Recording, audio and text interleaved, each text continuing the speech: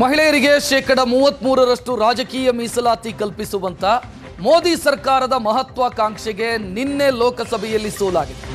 ಇದರ ಬೆನ್ನಿಗೆ ಇವತ್ತು ದೇಶದಾದ್ಯಂತ ಪ್ರತಿಭಟನೆಗಳು ಕೂಡ ಶುರುವಾಗಿದೆ. ಬಿಜೆಪಿ ಇದನ್ನ ರಾಜಕೀಯ ಅಸ್ತ್ರವನ್ನಾಗಿ ಬಳಸ್ತಾ ಇದೆ. ದೇಶದಾದ್ಯಂತ ಪ್ರತಿಭಟನೆ ಮಾಡ್ತಾ ಇರು.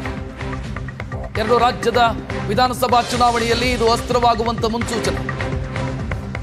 ತಮಿಳುನಾಡಲ್ಲಿ 23ಕ್ಕೆ ಎಲೆಕ್ಷನ್ನು, ಪಶ್ಚಿಮ ಬಂಗಾಳದಲ್ಲಿ 23 ಮತ್ತು 29. ಈ ಎರಡೂ ರಾಜ್ಯಗಳಲ್ಲೂ ಕೂಡ ಈ ವಿಚಾರ ಮುನ್ನೆಲೆಗೆ ಬರ್ತಾ ಇದೆ. ಜೊತೆಗೆ ದೇಶದ ಬೇರೆ ಬೇರೆ ರಾಜ್ಯಗಳಲ್ಲೂ ಕೂಡ ಪ್ರತಿಭಟನೆ ಆಗ್ತಾ ಇದೆ. ಬಿಜೆಪಿ ಹೇಳ್ತಾ ಇರೋದು ಮಹಿಳೆಯರಿಗೆ ಮೀಸಲಾತಿ ಕಲ್ಪಿಸಬೇಕು, ರಾಜಕೀಯ ಮೀಸಲಾತಿ ಕೊಡಬೇಕು ಅನ್ನೋದು ನಮ್ಮ ಕನಸಾಗಿತ್ತು.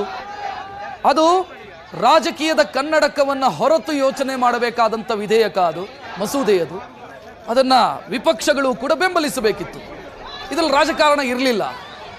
ಅದರ ಕ್ರೆಡಿಟ್ ಏನಿದ್ರೂ ಕೂಡ ಅದು ಸಂಸತ್ತಿಗೆ ಸಿಗಬೇಕಿತ್ತು ಕ್ರೆಡಿಟ್. ನಾವು ಅದನ್ನು ಕ್ರೆಡಿಟ್ ಕ್ಲೈಮ್ ಮಾಡೋದಕ್ಕೂ ಹೋಗ್ತಿರ್ಲಿಲ್ಲ.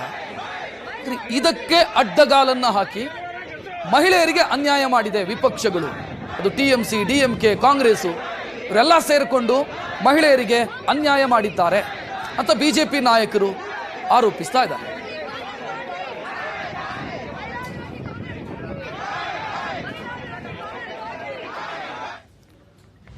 ರಾಜ್ಯದಲ್ಲೂ ಕೂಡ ಬಿಜೆಪಿ ನಾಯಕರು ಕಾಂಗ್ರೆಸ್ ವಿರುದ್ಧ ಕಿಡಿಕಾರ್ತಾ ಇದ್ದಾರೆ.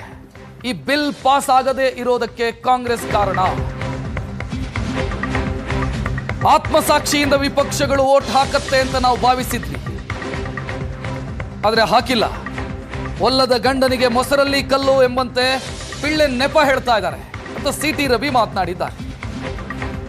ವಿಪಕ್ಷದ ಮಹಿಳಾ ಸಂಸದರು ಕೂಡ ಇದಕ್ಕೆ ವಿರುದ್ಧವಾಗಿ ವೋಟ್ ಹಾಕಿದರು. ಮಹಿಳೆಯರಿಗೆ ಸಮಾನ ಅವಕಾಶ ಕೊಡೋದು ಅಂಬೇಡ್ಕರ್ ಅವರ ಕನಸು. ಆ ಕನಸನ್ನು ಈಡೇರಿಸೋದಕ್ಕೆ ಬಿಡಲಿಲ್ಲ ಇವರು ಅಂತ CT ರವಿ ಆಕ್ರೋಶ ವ್ಯಕ್ತಪಡಿಸಿದ್ದಾರೆ.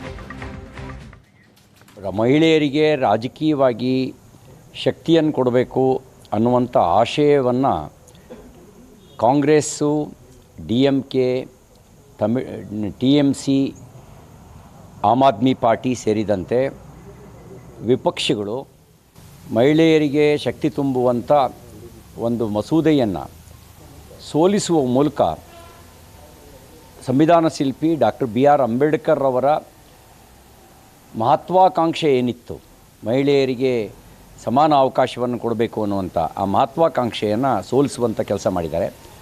ಕಳೆದ 35 ವರ್ಷಗಳಿಂದ ಒಂದಲ್ಲ ಒಂದು ನೆಪ ಇಟ್ಕೊಂಡು ಈ ರೀತಿ ಮಹಿಳೆಯರಿಗೆ ರಾಜಕೀಯ ಅಧಿಕಾರ ಕೊಡುವಂಥ ಒಂದು ಮಸೂದೆಯನ್ನು ಸೋಲಿಸೋ ಕೆಲಸ ಮಾಡ್ತಾಯಿದ್ದಾರೆ.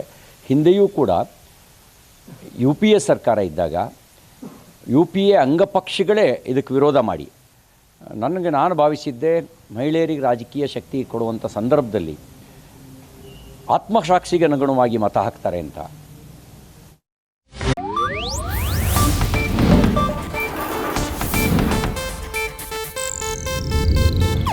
ಇದು ಏಷ್ಯಾನೆಟ್ ನ್ಯೂಸ್ ನೆಟ್ವರ್ಕ್ ಪ್ರಸ್ತುತಿ.